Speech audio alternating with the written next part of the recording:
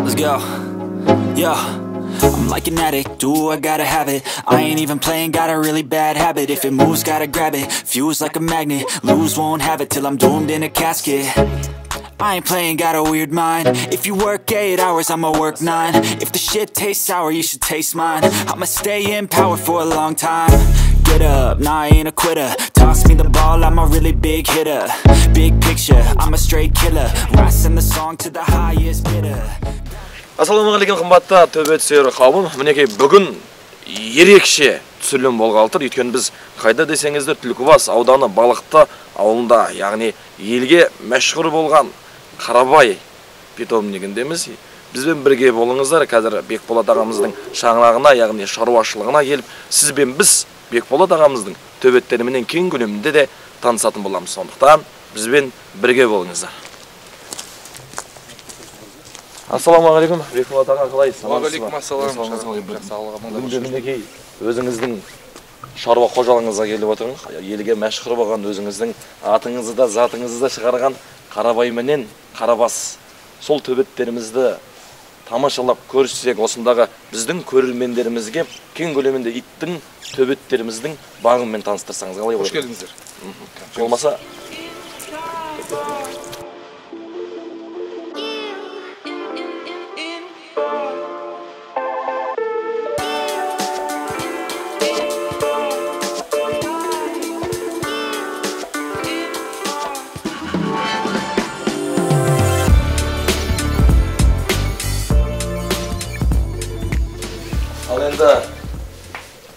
бірінші төбеттен бастасақ. Енді Шарапат інім, бұл менің питомнигімдегі барлық төбеттер Қарабай Қарабастың тұқымы. Бір ит жоқ мұнда, бір төбет жоқ. Сондықтан мен Қарабастың баласы, енді асшалы нағашылар айтатын болсақ, Афган дейді, Буш дейді, Джон дейді, көп. Бірақ Қарабастың баласы. Қарабасты танитынымыз тек басынан. Мінекей өзі соны жібермейді. Қарабаты. Бұған қазір қанша жылдық болса? Бір жыл 7 айлық. Енді Қарабастан негізі ірі тұқым береді Қарабас. Осы менің қорамдағы ең кішкентай ит болған осы. Әйтпесе нағашылар жаңағы шешесі қаншық үлкен қаншық еді. Неге екен қайдан, бірақ жүрегі үлкен. Енді бізде көп ағаларымыз болсын, інілеріміз болсын, бір қызығатын, қызықтыратын сұрақ. Ит әлеміне Бекболат ағамыз қалай келді? Енді алдында қалада тұрған кезде ауылға келмей. Енді ауылдан шықтық қой бәріміз де. 90 жылдар кетіп қалдық. Қаладан тұрған кезде ит бағатынмын. Жасыратын ештеңе жоқ, жаңағыдай бір Стаффорд, Ротвейлер сондай. Бірақ қара шаңырақ анамның үйіне келген кезде Чардардан алып келген төбетім бар еді, Арлан деген. Соған бола анама бірінші келетін, екінші сол төбетімді алып өзен бойында бір жүріп қайтқан бір серік болатын бар еді. Сондықтан кейін ауылға көшіп келгеннен кейін Қарабай деген жаңағы бірінші төбетін қойды, төбетке ауыртқан. Соны бір ағайындардан сатып алдым. Бір тана беріп сатып алдым. Сонымен тазыларым болатын, өте көп тазы бағатын. Сол тазылардан кейін көбірек төбеттерге алып кеттік. Қазір енді қорамда бір 4 тазы бар еді, кішкене бұзушылық жасағаннан кейін құмға жіберіп жібердік, қазір төбеттер. Қазір енді салмағы неше болып тұр Қарабастың? Мына Қарабас 2, мына Қарабас үлкен Қарабастың баласы, енді копиясы айтуға болады, 72 килограмм салмақта тестік сынақтарға қатысып жүр. Аллаға шүкіршілік үлкен нәтижелер көрсетіп жатыр, жас болса да 3 жыл 5 ай. Мына екеуі бір күнде туылған. Бұл да Қарабастың баласы, Алапардың қызынан түскен.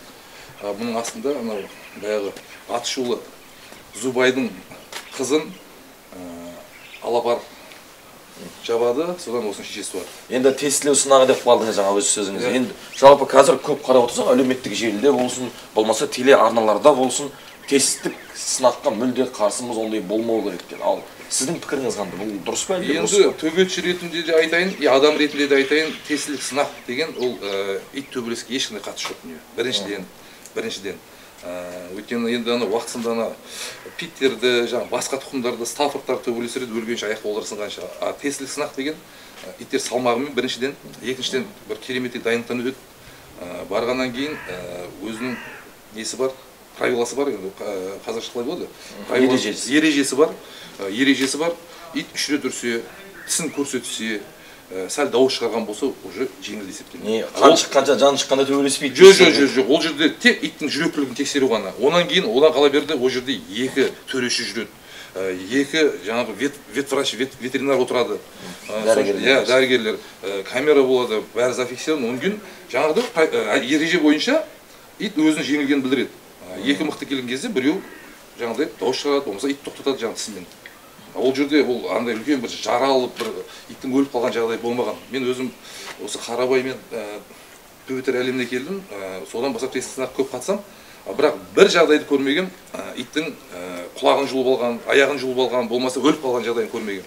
Сондықтан ол тестілік сынақ деген ит төбелеске қатысы жоқ. Енді осы сіздің Қарабас, Қарабай линиясына жалпы соның тұқымына адамдардың көбісі қызығады. Сұраныс көп. Енді қазіргі таңда одан бөлек шет елдерге де төбеттерді жібергендеріңізді білеміз. Енді қазақ төбетті әрмен қарай дамыту үшін тағы біз не істеуіміз керек деп ойлайсыз? Тест сынақ болса, оның қала берді енді қазіргі осынау 90 жылдары енді егемендік алғаннан кейін төбет бағатындар өте аз етін. Төбет бағатындар, осы қазақтың төбетін бағатындар. Енді төбет дегенде Қазақстандағы иттердің бәрі төбет қой. Түркменлерде Алабай, бірақ бәрі Орта Азия төбеттер. Среднеазиатский очаг дейді ғой. Сондықтан бағатындар аз ет, қазір өте көп. Жаңағы жастар бар, қызығы батқан. Бірақ нәрсе тестілік сынақ жоқ бүгін. Себебі тест сынақ біріншіден мотивация итті бағуға. Онан қала берді жаңағы жерге бар итің жақсы дәреже көрсетіп алса, ол иттің тұқымын уже елдің бәрі бағады. Өзіңде мәртебең өседі. Мәртебең өседі, иттің аты да шығады дегендей. Онан қала берді, енді ана бет алды төбетке барлық итті мысалға баға бергенде болмайды ғой. Денесі үлкен екен деп, олардың жүрегі керек қой бірінші мәселе. Дұрыс айтасыз. Ал вот жүрегі сол тест сынақта анықталады. Енді әрмен қарай төбеттеріңізді таныстырам. Мына енді арыстанға ұқсайды. Бұл да Қарабастың баласы, міне үшеуі де тұрған Қарабастың балалары. Мына екеуі бір күнде туылған, екі қайыншықтан. Біреуі мына Тұрар Рысқұловта, мына Түркістанда. Бұл жаңа Алапардың қызынан түскен. Енді бұл енді ағашылармен көбірек тартқан, өйткені біздің иттердің тұқымы көбірек тықыржын біреу болып келеді. Мына енді Алапардың көбірек тартқан. Аяз бауырымның Алапар деген атақты төбеті енді. Айтады өте атақты, даңқ төбеті. Ресейде де төбелесіп келген төбеті. Иә, қазақтың төбетінің атын шығарған. Бұл жасы қаншада қазір? 3 жыл 5 ай екеуі бір күнде. 27 август күні туылған. Салмағы қалай болып тұр? Салмағы мынау аса ауыр салмақта. Тестілік сынақта қатысады, мынау 72 килограммда. Мына қазір тұрғанда бір 82-84 салмағы бар. Қазір түрін көрсет, кел. Қазір енді қателеспесем бұл Есенгіда. Иә, бұл екеуі де Есенгіде. Есенгіде бақтарын сынап жатыр дейсіз. Иә, бақтарын сынап жатыр. 3-ші турға өтті, Аллаға шүкіршілік. Енді өте әдемі ойындар көрсетеді. Енді көп біз төбеттерді білмейтін кісілер ойлайды. Енді қанша тамақ береді, қандай тамақ береді, қандай дәрілер береді ауырып қалған жағдайда? Енді Шарафат інім, төбетті бағу оңай ұқсап көрінгенмен, бұның біраз уақыт алатыны бар. Оның қалай жерде кішкене жаңағыдай ақшалайда қаражат жұмсайсың. Енді мына жерде менде бір 15 шақты төбет бар, осы қорада. Аптасына бір рет Қараулақ деген елді мекенге барамыз. Сол жерден килосын 100 теңгеден кейде 150 теңгеден 300-400 килограмм ит алып келеміз. Сондағы қарын. Қарамалдың қарны. Бәрін тоңазытқышқа шақтайсыздар. Иә, қазір көресіздер, тоңазытқыш бар, 2 тоңазытқышым бар осы иттер үшін. Онан кейін күніне бір рет тамақ жейді, бұлар бір рет ет жейді, салмағына қарай жейді. Мынау мысалға аса ауыр салмақта, өйткені бұл өсіп жатқан жас қой, екіден енді асып жатыр, бұл 4 килограмм, мына сарым 3,5, Қарабасым 3 килограмм, ана жақ 3 килограмм жейді. Әрқайсысының өзінің бөлек несі. Өзінің нормасы таразымен жейді. Оның қала берді бір-ақ рет жейді. Енді ана біз енді дәрігерлер жаңа ветеринарлар айтады, 2 мезгіл беру керек, бірақ бізге 1 мезгіл берген тура келеді. Мен 1 жасқа дейін иттерім 3 мезгіл тамақ жейді, 1 жастан кейін 1 жарымға дейін 2 мезгіл, кейін 1 мезгіл. Соған үйренген бұлар. Соған үйренген. Кел. Енді өзіміз сияқты өсіп келе жатқан жас төбетшілерге қандай бір ақыл кеңесіңізді бересіз? Осындай бақса дұрыс болады деген секілді. Енді әркім өзінің ауылын мақтайды дегенде, енді әлі қазіргі таңда Қарабайдың ханы, енді Қарабай Қарабасты бүкіл Қазақстан бағып жатыр, мен оны толық білем. Даже мына Қырғыздан да, Кавказдан да, кеше ғана Грузияда сөйлесіп еді, бірақ енді сол күшік сұрап отыр, сондықтан мүмкіндік болатын болса, болашағы бар, қаны бар, төбет бағу керек. Одан кейін уақыттың жаңағыдай бағатын мүмкіншілігі болса, неге айналыспасқа? Уақыт төбетпен бірге жүріп өзіңде денең дұрыс болады, денсаулығың дұрыс болады. Онша ақаулар кетіп қалады, өйткені күн сайын 5-6 километр жаңағыдай өзеннің бойында Қалалы жер болса қаланың ішінде жүруге болады. Енді қазір қарап отырсам, бірнеше адам жұмыспен де қамтып отыр екенсіз. Енді ол кісілер таза осы біздің төбеттерімізге қарайтын кісілер ғой. Иә. Мұнда менде көп адам жұмыс жасайды. Жаңа Әсет дегеннің тек төбеттерге қарайды. Тамағын береді, иә, бағымы төбеттер тамағын береді. Алып шығып, кейде өзімде мен негізі аптасына 3 күн атқа мініп, қай бір төбетімді алып шығып құмармын. Кейде уақытым болмайды. Міне мынау Мойнақ деген жаңағы айтып жатырық қой. Қарабай Қарабас, Қарабастың Сарбас деген баласы болған. Енді жасақ нешеге Қытайға жіберген мен ол 105 кг, 107 кг аса ауыр салмақтайды. Соның баласы, бірақ енді бізде ана төбеттер әлемінде ембірейдінг деген бар. Сол Қарабайдың қызынан түскен Мойнақ деген төбетін 2 жыл 2 ай жаттық. Салмағы 85 келі, құдай қаласа жақсы болады деген үмітім бар. Бұндай дәрежеге жетемін деп ойладыңыз ба? Бірақ қана төбет. Басында ойламадым, бірақ Қарабайым енді шын айтқан кезде осы жерде қанша төбет, 15 төбет жүрген болса да, соның бәріне татиды төбет. Ол шын айтқан кезде адамға жоқ, ақылды бәрін түсінетін. Оның қалса ол кезде мен қыздарым кішкентай еді, екеуі мініп жүретін. Үйімде болатын еді ол кезде, қора қопсы жоқ. Екі қызым, үлкен қызым мен, үлкенім уже студент болып отыр ғой. Сол екеуі мініп жүретін. Қарабайды соншалықты адамға деген несі. Қазір енді көбінесе жас балаларға ата-анасы төбет бақуға қарсылық білдіріп жатады. Төбетті бақпай қой, ертең тістеп алған жағдайда не болады деген секілді. Жоқ, ол енді төбеттің қаны дұрыс болса, мен гарант берем. Қарабай Қарабастың қанында адамға деген енді бір байқамаған, болмаған. Адам жақсы көреді бар. Қазір қарап отырсам өте сабырлы. Бірақ түрлері қорқыныштау болады. Бірақ бостан бос өрмейді, ырылдамайды, жатыр ғой бәрін. Қалғанымен таныс аға. Бұл да енді Қарабастың баласы. Қарабастың баласы Ақсойыл деген жас төбет, енді 1 жыл 2 ай, 1 жыл 3 ай болып жатыр. Өткенде кішкене бір подкожный клещтің бір өздеріне есі бар, жазылып жатыр. Жүнімізді алып кішкене қалалар үйіндетеміз. Болашағы бар шығар енді, құдай қаласа. Болашағы бар шығар. Қанша қаржы жұмсайсыздар бұның бәріне? Емдейсіздер, жазасыздар. Енді ана құпия болмаса жоқ, енді Шарафатының қызыққан нәрсе қымбат болмайды. Қазақта бар қызыққан нәрсе қымбат. Мен осы жерге келіп моральный духовный демалдым. Жүрегім демалды. Әйтпесе шаруа бар, енді кейбір тіршілік қой, бала-шаға асырау керек. Ана жақтан шақпалап кетеміз. Бір апта 2 апта келіп, жазуымды қыста бірақ постоянно жүрдім. Келе алмай кеткен кезде осылар сағынып келемін. Ағайын туғанды бірінші қауышасың, одан кейін төбеттермен келіп қауышасың. Енді көп төбетші айтады ғой, біз сияқты төбеттерге ешкім қарай алмайды. Ол сөзге мен қосыламын, себебі бұлар ана енді барлық үйде бір ит байлаулы тұр ғой, енді әңгімені ашықта. Төбет деп айтпай ақ қойын, ит енді кіші контекттер бар, басқа бар. Олардың жағдайлары бұлардың қасында қарағанда енді қанша жерден қараса да мүшкіл. Себебі шынжыда тұрады. Мына жарықтардың әрқайсысы азанда кешке жарты сағаттан сыртқа шығады серуенге. Тамағын уақытылы жейді. Денсаулығына полный қараймыз. Витаминизация деген бар. Жаздың уақытысы, көктемнің уақытысы, жаңағы линка жүнін тастап жатқан кезде оның бәрі істелінеді. Жүгіртіп тұрасыздар. Онан кейін ана құртқа дәрі болып беріліп тұрады 6 ай сайын. Жүгіртіледі. Мына жаңағы Тесла сынаққа дайындалып жатқан төбеттер күнара 12 километрге атпен барып келеді. Енді біреу машинамен жүргізеді, бірақ енді атмен ойымша енді ат ең қолайлы.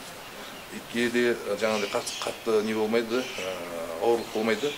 И өз ыңғайымен жүреді. Енді көбісі жаңа туыстарымыз түсінбейді ғой төбет бағатын адамдар. Ол төбеттің артында жүріп не істейсің, ол саған не алып келеді деген кісілерге не айтамыз?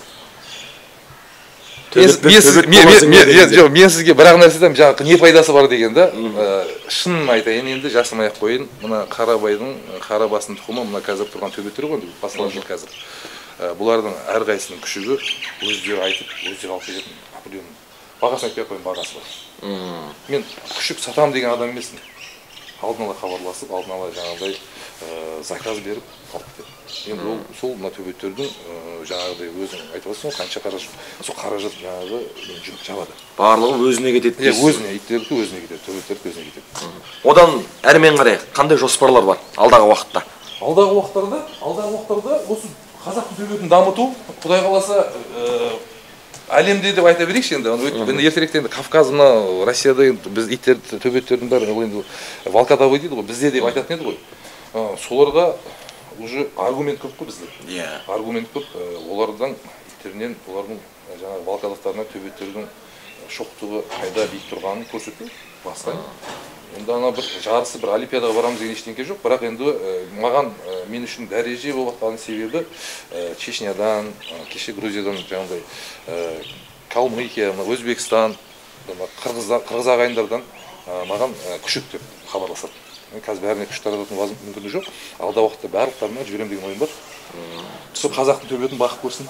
Иә, қазақ қадірін көрсін, қадіріне жетіп көрсін, өздерімен салыстырып көрсін дегендей. Иә. Енді тағы да қазір енді ас ауқаттармен де таныстырып жіберсеңіз, енді көбінесе ойлап отыр ғой біздің көрермендерімізде. Қалай тамақтану барысы, жаңа тоңазытқышта бар, барлығын сақтап дайындап қоямыз дедіңіздер. Иә. Мына ғой, жаңағы аптасына бір рет 7-8 күннің көлемінде, кейде 10 күнде жаңағы 300-400 килограмм қара малдың қарнын алып келеміз. Тоңазытқыштарды жуып, тазалап, тоңазытқышта қоямыз. Білінбеген, естенбеген дейсіз ғой. Адам да жеуге болады, әңгіменің ашығы. Сонымен бір күн бұрын жаңа Әсет дегенім шығарып қояды, бәрінің салмағын біледі қанша екенін. Сонымен турап таңертең, иттер мен төбеттердің бәрі тек таңертең тамақ жейді. Жаздың уақытысында кешкі салқын болады ғой, кешкі салқынға ауысады. Қазіргі уақытта таңертең бір мезгіл тамақ жейді. Сулар алдарында. Сол. Енді кейбір ағаларымыз айтады ғой, бұның барлығы тек қана шығын, ысырапшылдық дейді. Ол кісілерге ысырапшылдық, қазір ғана айттым ғой, бұның біріншіден ысырапшылдық болатын, маған өзіме қатысты болатын болса, ешқандай ысырап жоқ, себебі Құдайға шүкір, істеп жатқан шаруамыз бар, тіршілігіміз бар, бала шағаны асырайтын. Бұл төбеттің жаңағыдай расходы ғой, жанды азықтандырады төбет дегенде. Ол өздері жаңа күшігі бар, басқасы бар жабады. Онан қала берді, мен осы жерге келіп жүгем демалады. Адам өзіне қызыққан нәрсеге, өзі жақсы көрген нәрсеге қасына жақындан кезде демалады. Сондықтан осында келіп, мен қорада жаңа осы жақсы көретін біреуін алып, өзеннің бойында қырғап шығып, бір бақытсыз бәрі кетеді. Төбет әлемінде келген сіз үшін кәсіп пе әлде хобби ма? Хобби деп айту керек. Өйткені кәсіпке айналдырсаң, ол дұрыс болмайды. Өйткені әр төбетші жұмыс жасау керек, бай болу керек, қуатты болу керек, и төбет болу керек. Түсінікті. Төбетпен баю қиын енді. Тек біз үшін хобби дейсіз. Хобби, тыныш. Ендеше қымбатты мінекей біздің көрермендеріміз, бүгінгі сұхбатымыз осындай болды. Арнаға тіркеліңіздер, арнаға жазылыңыздар. Сізбен біз бір болайық, болашағымыз бірлікте, аман саулықта жолыққанша дейміз. Ассалаумағалейкум төбет сүйер қауым. Қазақ төбет арнасының әдемині мен Рысбек. Сіздердің питомнигіңізге қонаққа баруды қаласаңыздар, төмендегі WhatsApp нөмірге жазсаңыздар, біз сіздердің питомнигіңізге баруға асығамыз. Бізді қолдағандарыңызға рахмет.